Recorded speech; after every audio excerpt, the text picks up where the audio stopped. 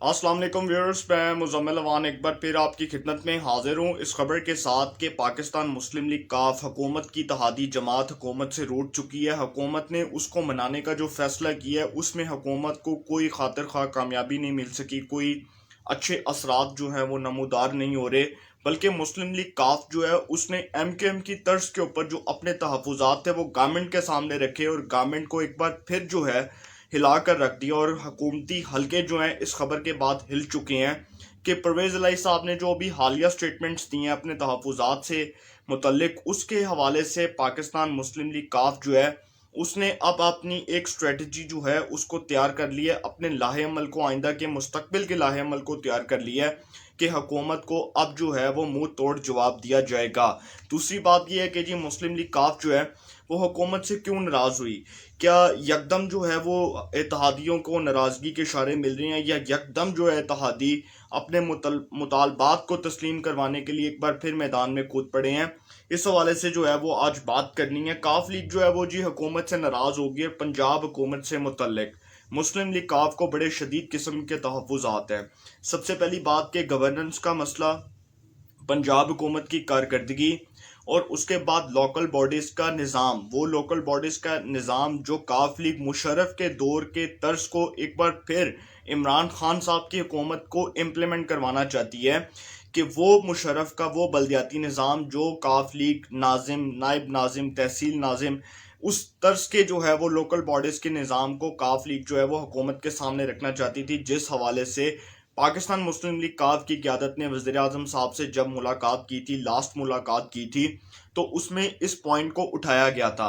अब तारिक बशीर चीमा और वो जो हैं दूसरे, वो क्या नाम है उनका, सेनेटर कामिल अली आगा, उनके जो बयानात हैं उससे बज़ाहिर ऐसा लग रहा है कि शायद अब जो है वो बिल्कुल ये जो खेल है वो इख्तितामी मराहिल तक पहुंच चुका है और हुकूमत के साथ इत्तेहादी किसी सूरत अब बैठने को तरजीह नहीं देंगे। अब उसके बाद जो अब ये सारी सूरत हाल पैदा हो रही है, इसमें एक जो चीज़ है वो बड़ी इंटरेस्टिंग है। वो ये है कि हुकूमत को इत्तेहादियों ने एक बार फिर हिला के रख दिया है, ऐसे स्टेटमेंट्स जारी करके कि वफाकी वजीर तारिक बशीर चीमा साहब, जिनका मुस्लिम लीग काफ से तल्लुक है, वफाकी वजीर हाउसिंग, उन्होंने हुकूमत को हिलाकर रख दिया ये स्टेटमेंट देकर कि अब शायद हम किसी भी सूरत हुकूमत के साथ बैठकर किसी भी मामले पर कोई कॉम्प्रोमाइज़ नहीं करेंगे। दूसरी बात यह है कि जी वो परवेज़ इलाही साहब जो हैं उन्होंने भी अपने तहफ़्फ़ुज़ात को सामने रखा। उन्होंने कहा कि गवर्नमेंट जो है वो शुरू दिन से हमारे साथ नॉन सीरियस बिहेवियर के साथ चल रही है, हम इनके साथ दिल से चल रहे थे, हमने खलूस नीयत के साथ जो है इनके साथ इत्तेहाद किया, इनके साथ इत्तेहाद निभाया और अभी तक निभा रहे हैं। लेकिन ये लोग जो हैं वो पहले दिन से हमारे साथ जुल्म कर रहे हैं, हमारे साथ ज़्यादतियाँ कर रहे हैं, जिसके बाद अब हम ये बात करने पर मजबूर हो चुके हैं कि हुकूमत जो है वो अपनी गलत डायरेक्शन को हमारे पर इम्प्लीमेंट करना चाहती है। और उसी डायरेक्शन के थ्रू जो है वो हुकूमत हमारे पर प्रेशर बिल्डअप कर रही है कि हम लोग किसी भी तरह हुकूमत की बातों में आ जाएं। ये सारा कुछ होने के बाद जी परवेज़ इलाही साहब जो हैं उनको वज़ीर आज़म इमरान खान साहब ने फ़ोन किया, उनको फ़ोन कॉल की, जिसके बाद परवेज़ इलाही साहब ने वज़ीर आज़म साहब का फ़ोन सुनने से इनकार कर दिया। और ये एक दफ़ा नहीं बल्कि ये दो दफ़ा हुआ कि वज़ीर आज़म साहब ने दो बार चौधरी परवेज़ इलाही साहब को, स्पीकर पंजाब असम्बली को फ़ोन किया और उन्होंने दोनों दफ़ा जो है वो वज़ीर आज़म साहब का ये प्रपोज़ल रिजेक्ट कर दिया, उसको रिफ्यूज़ कर दिया और उनका किसी भी सूरत फ़ोन सुनने से इनकार कर दिया। इवन के परवेज़ इलाही साहब के बारे में ये भी बात की जा रही है कि उन्होंने अपने करीबी ज़राए के मुताबिक हुकूमती हलकों को ये बात बावर करवा दी है कि अब किसी सूरत हम लोग जो है वो हुकूमत का साथ नहीं देंगे। इसका एक पूरा बैकग्राउंड है, इसको समझने की ज़रूरत है। काफ लीग हुकूमत से नाराज़ क्यों हुई, एम क्यों नाराज़ हुई। और दूसरी खबर जो आज मैं आपको दूंगा वो मुस्लिम लीग फंक्शनल के हवाले से दूंगा, लेकिन वो जो नेक्स्ट व्लॉग है उसमें मैं बताऊंगा कुछ जो है वो इस हवाले से, मैं आपको उस हवाले से टिप दूंगा कि मुस्लिम लीग फंक्शनल भी जो है वो हुकूमत से लैदा होने पर सोच विचार कर रही है और वो भी इस हवाले से अपना इजलास बुलाने जा रही है। अब हुकूमत की इत्तेहादी जमातें मुस्लिम लीग काफ और MKM अगर ये दोनों इत्तेहाद से निकल जाती हैं तो गवर्नमेंट ऑफ पाकिस्तान जो है वो अपनी अक्सरियत खो देगी। हुकूमत पाकिस्तान जो अपने इत्तेहादियों के सर पर इस वक्त हुकूमत कर रही है, अगर इनमें से एक भी जमात मुस्लिम लीग काफ या मुत्तहदा कौमी मूवमेंट एक भी जमात जो है वो फारिग होती है इत्तेहाद से, तो हुकूमत जो है वो असम्बली में रहने का जवाज़ खो देगी। हुकूमत के पास अक्सरियत नहीं होगी, हुकूमत अपने अक्सरियत के बलबूते पर बड़ी बुरी तरह बिल्डोज हो जाएगी। दूसरी खबर यह है कि जी रियासत में कहीं ना कहीं जो है ना वो खतरनाक इशारे मिल रहे हैं, खतरनाक गड़बड़ के इशारे मिल रहे हैं।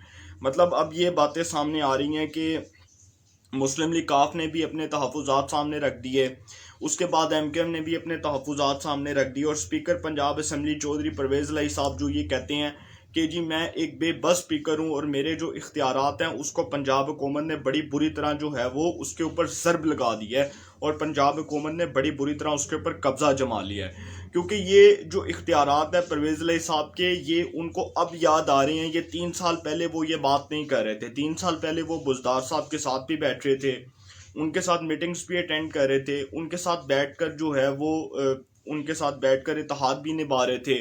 लेकिन यकदम जो है वो अब ये हालात क्यों बदल रहे हैं? क्या कोई तब्दीली के इशारे मिल रहे हैं? क्या कोई तब्दीली की हवाएं चल पड़ी हैं?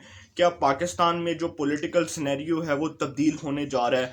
क्योंकि कहा जा रहा है कि जी नवंबर के बाद या 20 नवंबर के बाद गालबन ये बात की जा रही है कि हालात जो हैं वो बहुत ज़्यादा तेज़ी के साथ तब्दील होने जा रहे हैं, और उसके बाद हालात के अंदर एक नया मोड़ आएगा, और वो जो नया मोड़ है वो हुकूमत के लिए एक ख़तरे की घंटी साबित हो जाएगा। ये खबर सिर्फ हम नहीं दे रहे, ये खबर सहाफ़ती हलकों से आ रही है। ये खबर जो है वो कुछ बड़े मेन स्ट्रीम लोगों ने ये दी है, और उनकी ये जो खबर है ये इसलिए गलत नहीं है क्योंकि जो इस वक्त हालात का एक जो रुख है उसका एक पूरा जो खुलासा है वो यही है कि आने वाले दिनों में हालात तब्दील होने जा रहे हैं। अब ये जो सारा कुछ हो रहा है इससे जी काफ लीग और MKM का तो मैंने आपको बता दिया कि अगर वो इत्तेहाद से निकलते हैं तो फारग हैं। मुस्लिम लीग काफ की मरकजी मजलिस आमला का इजलास हुआ जिसमें चौधरी परवेज़ लाई साहब स्पीकर पंजाब असम्बली उन्होंने शिरकत की। अभी मैं आपको चौधरी शजात साहब के हवाले से कोई बात नहीं कर रहा, अभी जो बात हो रही है परवेज़ लाई साहब कर रहे हैं, और परवेज़ लाई साहब जो हैं वो जो भी फैसला करते हैं वो चौधरी शजात हुसैन साहब से पूछ कर करते हैं। क्योंकि चौधरी शजात हुसैन साहब जो एक बड़े नफीस, बड़े बाकिरदार, बड़े बाअसूल सियासतदान हैं, और वो बहुत शरीफुल नफ्स इंसान है। उनके हवाले से ये बात मशहूर है कि वो अगर चलते हैं तो वो किसी के साथ दिल से चलते हैं, अगर वो निभाते हैं तो किसी के साथ दिल से निभाते हैं। और उनका याराना इस हद तक जो है वो मशहूर है कि कहा जाता है कि वो जिसके साथ भी हुकूमत में बैठते हैं उसके साथ एक सालिस का किरदार अदा करने के साथ साथ उसके साथ दिल से वफादारी भी निभाते हैं। अब चौधरी शजात हुसैन साहब जो हैं उनके हवाले से अभी परवेज़ लाई साहब फैसला करेंगे, और उनसे पूछ कर ही हुकूमत के आइंदा के लाहे अमल का फैसला किया जाएगा। परवेज़ लाई साहब का तारिक बशीर चीमा, हाफिज़ अम्मार यासर, वो जो सूबाई वज़ीर हैं पंजाब के, उनका भी मुस्लिम लीग काफ से तल्लुक़ है। उसके बाद सेनेटर कामिल अली आगा, वो सारे ये जो रहनुमा हैं इन्होंने मुस्लिम लीग काफ की मरकज़ी मजलिस आमला के इजलास में शिरकत की, और उसमें परवेज़ लाई साहब को इख्तियार दे दिया गया मुस्लिम लीग काफ की जानिब से कि जो फैसला आप करेंगे उसी फैसले की रोशनी में हम लोग उसी फैसले को अपनी जो है वो नज़ीर बनाएंगे, और उसी फैसले के ऊपर हम मुकम्मल अमल दरामद करेंगे। अब ये जो सारा कुछ होने जा रहा है जी, काफ लीग जो है एक तो हुकूमती कारकर्दगी के ऊपर बहुत ज़्यादा अपसेट है, दूसरा तहफ़्फ़ुज़ात के हवाले से अपसेट है, गवर्नेंस के हवाले से बड़े शदीद किस्म के तहफ़्फ़ुज़ात हैं। और काफ लीग जो है वो अब जो बातें कर रही है, जो बातें काफ लीग ने की हैं, यही बातें मुत्तहदा कौमी मूवमेंट कर चुकी है महंगाई से मुतल्लिक। परवेज़ लाई साहब का एक हालिया स्टेटमेंट आया, उन्होंने कहा कि जी महंगाई इतनी हो चुकी है, बेरोज़गारी इतनी हो चुकी है कि हल्के में जाते हैं लोग गालियां देते हैं, लोग लान तान करते हैं, और लोग कहते हैं कि जी आप इस हुकूमत का हिस्सा हैं। जिस हुकूमत के अंदर महंगाई हुई, जिस हुकूमत के अंदर बेरोज़गारी हुई, जिस हुकूमत के अंदर गरीब के मुंह से रोटी का नवाला छीना गया। और फिर परवेज़ लाई साहब कहते हैं कि अगर यही हालात रहे तो इस गवर्नमेंट के साथ चलना बहुत मुश्किल हो जाएगा। इस गवर्नमेंट को अपनी स्ट्रेटजी को वाज़े करना चाहिए, अपनी पॉलिसी को वाज़े करना चाहिए, और बताना चाहिए कि ये गवर्नमेंट किस सिमत में जा रही है। जिसके हवाले से कुछ वफाकी वज़रा जो है उन्होंने वज़ीर-ए-आज़म साहब को कहा कि जी हमें ब्लैकमेल कर रहे हैं इत्तेहादी, इनका अगर ये निकल भी जाते हैं तो इतना कोई बड़ा प्रॉब्लम नहीं है। सर ये तो बातें आप कर रहे हैं, लेकिन अगर वो आपके इत्तेहाद से निकलते हैं तो फिर तो आपके पास ना जो है वो आगे कुछ होगा, ना पीछे कुछ होगा, ना आप जो है वो किसी दाएं तरफ जा सकते हैं। बल्कि आपके पास कोई दरमियानी रास्ता नहीं होगा जो आप इख्तियार कर सकेंगे। फिर यही होगा कि एक अदम एतमाद की तहरीक आएगी और आपकी गवर्नमेंट जो है वो फारिग हो जाएगी। अब ये जो सारा कुछ हो रहा है, खतरनाक गड़बड़ के जो इशारे हैं, इत्तेहादियों का यकदम नाराज होना। देखें ये यकदम क्यों नाराजगी हो रही है। आपको पता है कि वज़ीर आज़म साहब से एक ब्लंडर हुआ था एक नोटिफिकेशन का, और वो नोटिफिकेशन का ब्लंडर होने के बाद एक डस्का इलेक्शन की रिपोर्ट आ गई। उसके अंदर जी ये बाकायदा तौर पर इस बात का ऐलान कर दिया गया, इलेक्शन कमीशन ऑफ पाकिस्तान ने अपने फैसले के अंदर लिख कर दे दिया कि डॉक्टर फिरदौस आशिक अवान साहिबा जो मुआवने खुसूसी बराए इतलात व नशरियात पंजाब रहीं, और उस्मान बुज़दार साहब, उस्मान डार साहब DCO सियालकोट, उसके बाद जी वहाँ के जितने भी ब्यूरोक्रेसी के लोग थे सियालकोट से ताल्लुक़ रखने वाले, सबके खिलाफ फौजदारी कार्रवाई होगी। एक और फैसला, इलेक्शन कमीशन ऑफ पाकिस्तान ने फवाद चौधरी साहब और आज़म स्वाति साहब को तौहीन अदालत केस में तलब कर लिया। उसके बाद ये भी आ गया नोटिफिकेशन का मसला, वो भी आ गया। उसके बाद गवर्नमेंट के बिल जो कौमी असम्बली में जो है वो मंजूर नहीं हो सका, हुकूमत का बिल जो एक वो बड़ी बुरी तरह रिजेक्ट हुआ, उसमें पता लगा हुकूमत अक्सरियत के बाद जो है वो अक्सरियत के बावजूद वो बिल मंजूर नहीं करवा सकी। उसके बाद जी अगला बिल आया, वो अपोजिशन के रहनुमा ने पेश किया और वो बिल मंजूर हो गया, उसमें भी हुकूमत को शिकस्त हुई।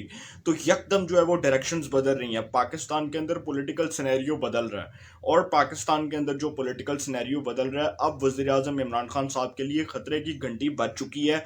और शायद माइट भी पॉसिबल, क्योंकि वो इत्तेहादी जो 3.5 साल से जो हुकूमत के साथ बैठे हैं और वो यही कह रहे हैं कि जी हम तो इस हुकूमत के साथ बैठकर इनका साथ निभाने को तैयार है, अब वो इत्तेहादी जो हैं वो भी आंखें दिखाना शुरू हो चुके हैं।